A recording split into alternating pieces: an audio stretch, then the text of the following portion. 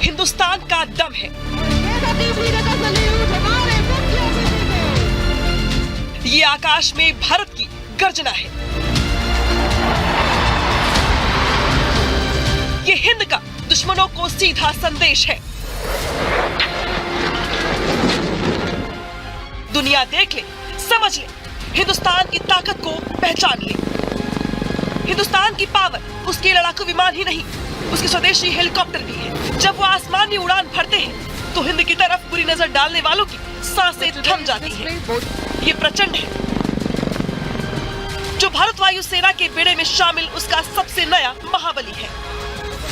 Air India show में जब प्रचंड ने उड़ान भरी तो आसमान में अद्भुत नजारा था।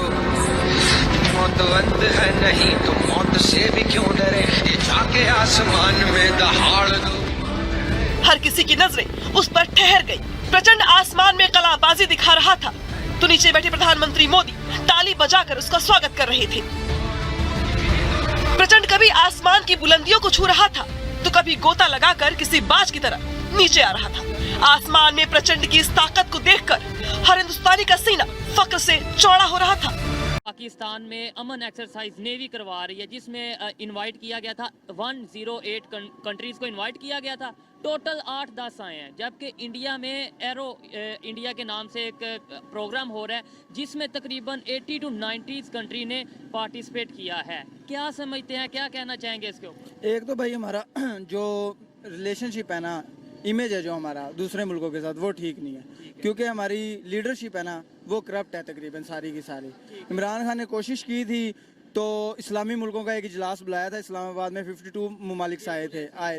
तो ये इन्होंने रिजीम चेंज ऑपरेशन हुआ है, ये सारा हटा के उसको साइड पे लगा दिया है। कई उसने प्रोजेक्ट शुरू किए थे, बेचारे को साइड पे लगा दिया है। अब इनका इमेज ही नहीं ठीक। अब जैसे तुर्की में ज़लज़ला आया है तो ये शहबाज शरीफ ने कहा था कि हमने जाना है, उन्होंने बुलाया नहीं था, खुद ही इन्होंने कहा था कि हमने जाना है। पहले से शेड्यूल था प्लान के जाना है। हाँ जी, लेकिन उन्होंने मना कर दिया वजारत खारजा ने। आज वो कतर का शहजादा है, उसको उन्होंने मोस्ट वेलकम किया है। तो इसका यही मतलब है ना कि आपको कोई पसंद नहीं ना कर रहा, आपको मुंह ही नहीं लगाना चाह रहा कोई। नहीं, वजह क्या है, पसंद क्यों नहीं कर रहा? जैसे अब एरो इंडिया की मैं आपको बात बता रहा हूँ, वहाँ पर ऑलमोस्ट 80 to 90 कंट्री ने पार्टिसिपेट किया है। बड़ी बड़ी मल्टीनेशनल कंपनीज, 800 के करीब कंपनीज हैं जो वहाँ पे आई हैं, उस शो में आई हैं। क्या कहेंगे कि इतने बड़े लेवल पर उन्होंने वो प्रोग्राम लॉन्च किया है, और इसके अलावा वहाँ पे उनको फ़ायदा कितना होगा? उनकी जो टेक्निकल चीज़ें हैं वो सामने वो शो ऑफ करेंगे, ये क्या कहना चाहेंगे? बेसिकली ये सारा डिपेंड करता है हमारी मौशियत पे। अगर हमारी मैशियत बिल्कुल इतनी कमज़ोर है, आप इंडिया को देख लें, उनकी मैशियत हमसे लाख दर्जे अच्छी है। इकॉनमी उनकी, हाँ, इस और उनका आप ये देख लें, हमारा मुल्क जो है वो अभी तक कर्जों में डूबा हुआ है, इसलिए हमारे मुल्क कोई मुल्क अहमियत ही नहीं देता। लेकिन जब इंडिया की जो मार्केट है वो $1 मिलियन की मार्केट है, और हमारे पास क्या है, हम अभी कर्जों में हैं। IMF के साथ हमारा मिलियन नहीं बिलियन, हाँ, $1 बिलियन की है। तो हमारे अभी कुछ हम IMF से मुआहिदा तय करें, IMF हमें हाथ नहीं पकड़ा रहा। ऐसे ही तकरीबन 1998 में इंडिया ने IMF से जान छुड़वा ली थी। उसकी वजह क्या? IMF पॉलिसी बताता है, वो अप्लाई करें तो हम भी तरक्की कर सकते हैं। लेकिन हम क्या करते हैं, उनसे अभी वो कह रहे हैं $1.7 बिलियन ले लो हमसे, $1 अरब ले लो, करेंगे क्या? शरायत माननी नहीं। इंडिया ने आपने बोला कि भाई 1998 में आपने बोला, लेकिन ऑलमोस्ट 1993 में उन्होंने वहाँ कट ऑफ हो गए थे IMF से, ठीक है। लेकिन प्रोग्राम अपना उन्होंने खत्म किया था। लेकिन क्या वजह है कि कैसे उन्होंने जान छुड़वा ली, कैसे वो अपने पाँव पे खड़े हो गए? कौन सी पॉलिसी ऐसी थी कि बिल्कुल साथ है? Leaders call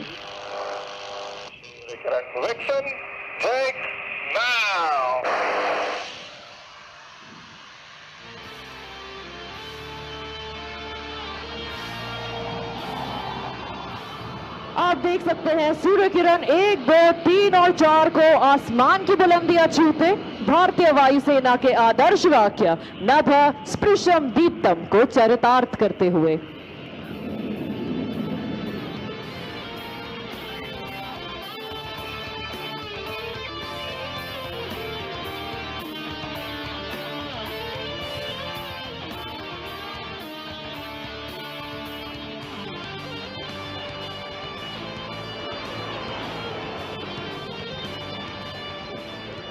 These glossy bright aircraft that you just saw in the skies are kept ready to fly by our maintenance team.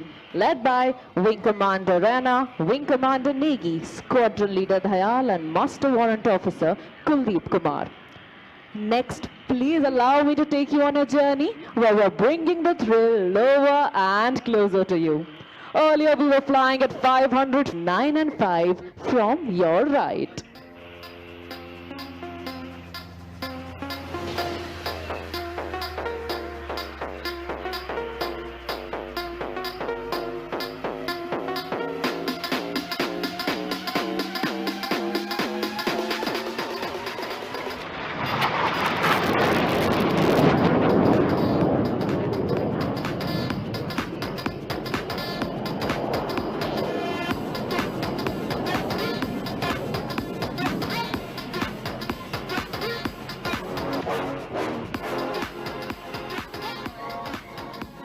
Turning inbound is the synchro pair for a jinking cross. In this maneuver, both 8 and 9, that is quadrille. Bengaluru.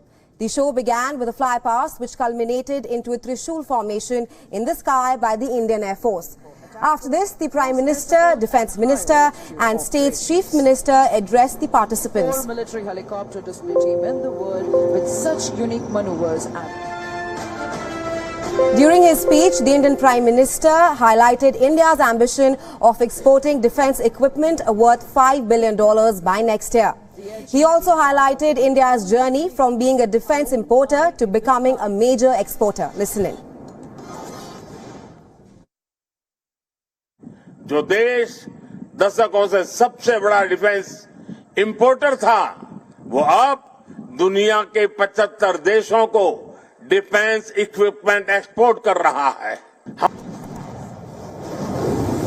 The 5-day event is aimed at building new technology for the Indian aviation industry.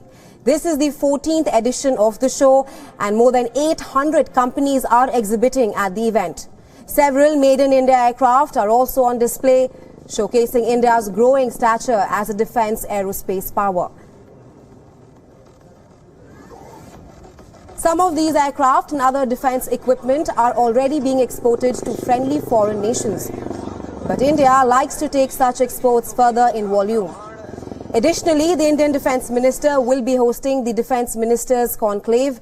Defence Ministers from 32 nations will take part in this meeting. While talking specifically about the Air Force chiefs, 30 nations are expected to send their senior Air Force officials. This will happen. Now, Aero India 2023 is Asia's largest aero show. Tell us about the Make in India initiative at the aero show this year. So primarily the aircraft that were exhibited here at the Aero Show, that is even during the inaugural ceremony, most of them were aircraft that are based on Indian design and Indian technology. So be it the light combat aircraft Tejas, or be it the light combat helicopter Prachand, or be it the light utility helicopter or the advanced light helicopter. All four of these platforms, we can tell you, are manufactured and designed by India's Hindustan Aeronautics Limited, which of course is a state-run defense and aerospace firm. So when we speak about these helicopters and these aircraft, Beyond had earlier also reported that there are several nations, including Egypt, that have expressed interest on the Tejas aircraft. So as far as India is concerned, as the Prime Minister rightly emphasized here, the focus is also not just about attracting foreign investors or foreign collaborators, but also exporting Indian defense hardware to foreign customers. So that's one of the key focus areas here. And it's just about last week that the Maldives police, the Mauritius police force, I beg your pardon, Mauritius police force took delivery of one helicopter that was made in India. It was of course made in Bengaluru. We are talking about the advanced light helicopter Mark III variant. So that helicopter was, on order, provided by India's Hindustan Aeronautics Limited to Mauritius police force. So these are some of the key aspects highlighted here as far as the indigenous manufacturing is concerned. Discussion करेंगे। पाकिस्तान में इस time अमन exercise चल रही है navy की तरफ से, India में एरो इंडिया एक्सरसाइज 2023 चल रही है। क्या कहना चाहेंगे? वहाँ पे ऑलमोस्ट 80 to 90 कंट्रीज ने पार्टिसिपेट किया है और यहाँ पे 108 कंट्री को बुलाया गया, जिसमें से तकरीबन 8 से 10 कंट्रीज ने अपने शिप भेजे, बाकी कुछ ने टीम्स वगैरह भेजी। इसमें मैं फर्स्ट ऑफ ऑल ये कहना चाहूँगा कि हमारी जो डेमोक्रेसी है पाकिस्तान के, ये बेसिक जिस रूल पे हमारी डेमोक्रेसी वर्कआउट कर रही है पाकिस्तान में, उसके रूल्स एंड रेगुलेशन को फॉलो अप नहीं किया जाता। ठीक है। सेकंड वन ये कि यहाँ पे मिलिट्री जो प्रोपागेंडा है वो दूसरे प्रचंड के नाम से ऐसे हेलीकॉप्टर्स वगैरह हैं या इस तरह की चीज़ें हैं जो खुद वो बना रहे हैं, ना सिर्फ अपने लिए बल्कि एक्सपोर्ट कर रहे हैं। अभी जो उनका एरो इंडिया शो है, इसमें भी जो कंपनीज आई हैं वो इसमें एक्सपोर्ट इंपोर्ट के हवाले से बात करें। I think so first of all यहाँ पे एक तो हमारी जो एक्सपोर्ट है बाकी ममालिक की निस्बत अगर हम उसको कंपेयर करें वो कम है ना होने एक इंडिविजुअल, ठीक है, वो किसी और के नुक्ता नज़र पे ज़बरदस्ती हम उसको नहीं चला सकते, पहली बात। ठीक है। हम जो गैर मुस्लिम ममालिक हैं हम उनको अपने नुक्ता नज़र पे ज़बरदस्त नहीं कर सकते कि भाई ये काम इस तरह है, हमारा दीन इस्लाम ये कहता है, लेकिन उसके हट के हम पहला काम ये कर सकते हैं अपना माइंड सेट ठीक करें। ठीक है। हम अच्छा एक और बात, हम डायरेक्टली जो हमारी डेमोक्रेसी है, लाइक हमारे पास मिनिस्टर्स, उनको जो हमारे मतलब कि हमें रूल कर रहे हैं पाकिस्तान में, हम डायरेक्टली उनको नहीं हम ब्लेम कर सकते, हम ब्लेम गेम नहीं खेल सकते। सबसे पहले हमें अपना माइंडसेट चेंज करना होगा। ये चीज़ हमें कोई अमेरिका हो या चाइना हो, हर बंदा हर कंट्री बात करने से पहले सोचता है कि हमने स्टेटमेंट क्या देनी है। एक चीज़ यहाँ पे हो रहा है, यहाँ हमारे पाकिस्तान में जेंडर डिफरेंस, मतलब कि हम जिसे कहा जा रहा है अमन एक्सरसाइज 2023, जिसमें 108 कंट्रीज को इनवाइट किया ऑलमोस्ट, जिसमें से 8 कंट्रीज ने अपने शिप्स भेजे एक्सरसाइज में पार्टिसिपेट करने के लिए, बाकी वैसे कुछ कंट्रीज ने अपनी टीमें भेजी। इतने ज्यादा कंट्रीज को इनवाइट किया, एक्सरसाइज में सिर्फ 8 कंट्री आए। दूसरी साइड पे इंडिया में एरो इंडिया के नाम से एक एक्सरसाइज चल रही है, एरो इंडिया 2023 एयरफोर्स के हवाले से या फिर डिफेंस इक्विपमेंट्स के हवाले से, उसमें ऑलमोस्ट 80 कंट्री ने पार्टिसिपेट किया है। 800 के करीब मल्टीनेशनल कंपनीज ने पार्टिसिपेट किया है, इंटरनेशनल कंपनीज ने। क्या वजह है उनके रिलेशन इतनी बेहतरी की तरफ? जारी बात है सर, उनकी जो मुल्क की इकोनॉमी है, उनके जो मौजूदा हालात हैं वो हमसे तो बहुत ज़्यादा, काफ़ी ज़्यादा वो बेहतर है। बात यह है कि हम अपने मुल्क में रहकर या हम दूसरे जो ममालिक हैं उनको हम क्या प्रोवाइड कर रहे हैं, उनको हम कोई हेल्प तो नहीं प्रोवाइड नहीं कर रहे। जब अब जिस तरह के अब मौजूदा हालात हैं, जिस तरह के पाकिस्तान में कोरोना था, फिर उसके बाद ये सैलाब आया, ठीक है, ये चीज़ को मैं उसके साथ रिलेट करूंगा कि जिस तरह के अभी तुर्की में जो जलजला आया वो भी हमारे भाई हैं। मुझे आप बताएं कि हम उनके लिए हम लोग क्या कर सकते हैं। हेल्प की है, आपको पता होगा, सोशल मीडिया आपने देखा होगा कि उनकी प्रॉपर आर्मी भी गई है, उन्होंने वहाँ पे मेडिकल कैंप लगाए हैं बहुत। ये आपकी जो आपने अभी जो पहले मुझसे जो क्वेश्चन किया है कि जी हमारे जो रिलेशन है वो क्यों खराब है, सर देखें ना, उनके ऊपर मुश्किल हालात आए हैं, उनको नजर आ रहा है कि इनके अगर हालात ठीक होंगे, और होने ही है ठीक, एट द एंड ऑफ तो ठीक तो होना ही होता है हर चीज में। जब उनके साथ हालात ठीक होंगे तो सारी बात है वो उनके लिए हेल्पफुल साबित होगा ना, गिव एंड टेक का मामला ना इंडिया वालों के लिए, इंडिया वालों के लिए बिल्कुल। इसके अलावा इंसानियत को भी अगर बात की जाए, ओवरऑल देखें इस टाइम पे अगर बात की जाए, इंडिया एक तो इंटरनेशनल लेवल पे रिलेशन भी बेहतर कर रहा है, दूसरा अपनी इक्विपमेंट्स, डिफेंस इक्विपमेंट्स की बात करें वो भी एक्सपोर्ट कर रहा है, तेजी के साथ एक्सपोर्ट बढ़ा रहा है, दूसरे कंट्रीज इंटरेस्ट ले रहे हैं इंडिया की मेड इन इंडिया एटम्स में। जी सर, बिल्कुल आप बुझा के फरमा रहे हैं।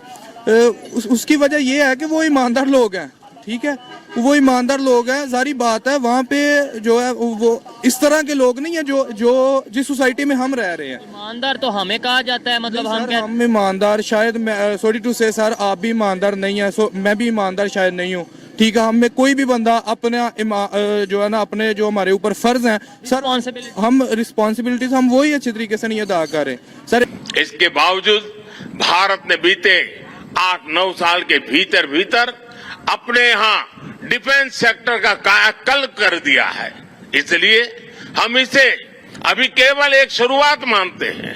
हमारा लक्ष्य है कि 2024-25 तक हम एक्सपोर्ट के इस आंकड़े को 1.5 बिलियन से बढ़ाकर $5 बिलियन तक ले जाएंगे।